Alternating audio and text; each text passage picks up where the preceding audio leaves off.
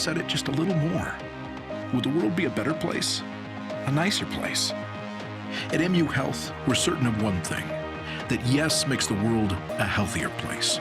Yes is the strength to fight doubt, the fuel to find cures, and the unbreakable resolve to keep pushing further.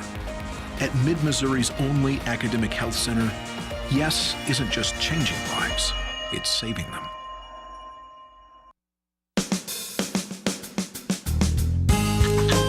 Good morning and welcome to Radio Friends on Wednesday, December the 21st. It's good to have you with us. We're heading into Christmas time and New Year's will be just around the corner.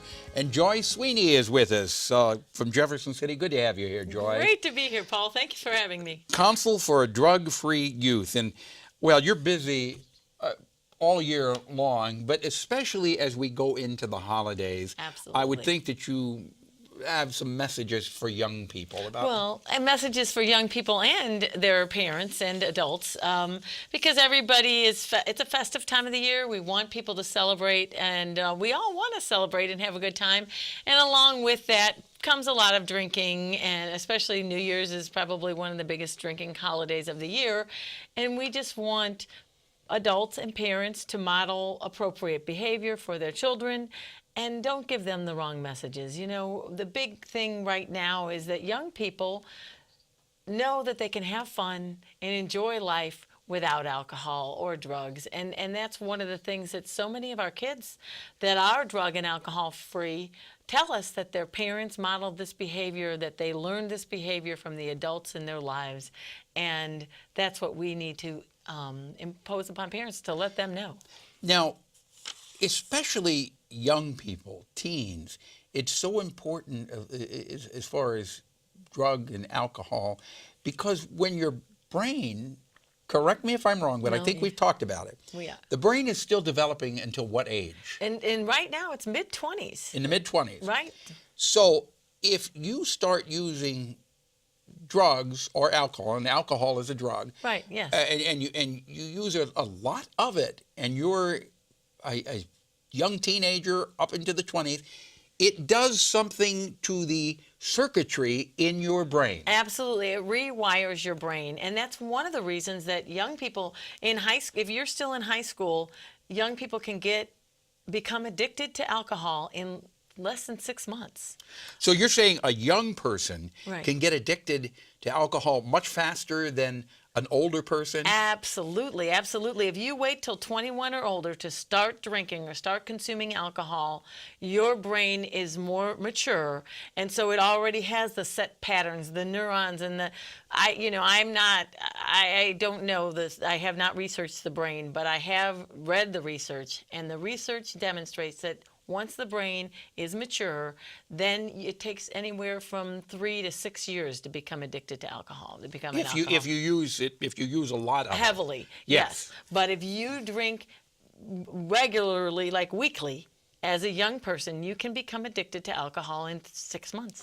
Well, that's why. Is the drinking age still 21? It is 21, Okay. yes. So then there was good reason why that drinking age was set at 21. Absolutely. It was very wise. And I mean, and it's not about telling people how to live their lives. Young people's brains aren't fully developed. We're trying to protect the youth of our country. And if we don't protect them, who's going to take care of them? Now, what happens if you're 17 or 18 and you become addicted to alcohol? How long does it take for that addiction to reverse itself, or will you be an alcoholic all your life? Well, again, anytime you become addicted to a substance, you have to go into treatment. And then supposedly, the recovery experts say that once you're in recovery for the rest of your life. So once you get healed from the addiction, then you enter into recovery. And if you are a recovering addict of any substance, you're a recovering addict for the rest of your life. So that means every day. Now, I know people who say that they don't ever think about the substances again, but I do know other people who say that, yeah, I've been recovering for 20 years and there's not a day that goes by that I don't think about using whatever some point in time. How do you know, you yourself, how do you know if you are addicted to something? And then how does someone who loves you and cares for you, how do they know that you're addicted? Well, I mean, some of the substances are pretty obvious. But for the most part, if it's something that controls every aspect of your life. So, I mean, most people who are alcoholics, have problems with blacking out, or they get sick, I mean, and at some point in time, your body builds up a tolerance. So, initially you get sick because it's toxic and your body wants to get it out of your system. But after a while, your body doesn't get it out of your system, and it just keeps going and keeps building up. You keep continuing to build up a tolerance, and you can't live without that substance.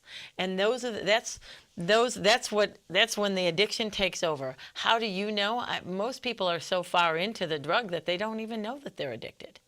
And that's the problem. Until other people, that's why they call it an intervention, or until somebody else comes in and says, look, here's what you've done. Here's the consequences in your life. This is what you said you wanted 5 years ago, and here's where you are now. This is the course you were on, and here's where you veered off, a complete 180 or 90 degrees off course. When are you going to course correct? There's no way that with this substance in your life are you going to be able to course correct. Is it true that if you are addicted to a substance, be alcohol or any other type of drug, that you have to hit rock bottom before you come off of it? Well, it's just like anything else. It depends on the individual. But I mean, now more and more, the treatment professionals, mental health professionals, and medical professionals are admitting to the fact that addiction is a disease. It's just like any other disease. It is a disease of the brain, and yes, people use the substance to get addicted, but once they become addicted, they are no longer in control. And so, would you fault somebody for having diabetes? No. No. So that's where the stigma around addiction is. They're trying to erase it, because basically, if we don't eradicate that stigma, then how are we going to get people to get help? Nobody wants to admit that they're addicted or that they're an addict. No, because there's this big negative stigma that you're a bad person if you're an addict. Yeah. And so it doesn't mean you're a bad person. It means that you've made perhaps a few choices, or made a turn the wrong way in your life, but you have the opportunity to turn it around. Absolutely. If people want more information about what you do, the Council for Drug-Free Youth, how can they get in touch with you? Absolutely. They can look at our website, www.jccdfy.org, or they can give us a call, 573-636-2411. Okay, give the phone number again slower, because we've had calls from, emails from people who say, give the phone numbers too fast. All right. What is it? 573-636-2411. Okay, and you will go and talk to schools or organizations, Boy Scouts, Girl Scouts, anybody wants to have you come and talk? Anybody, yeah. I just got an email today to schedule me for next August. So you got yes, it. All right. Joy Sweeney, thank you so much for today. Thank you for being Drop me an email, pepperp@missouri.edu. Bye-bye.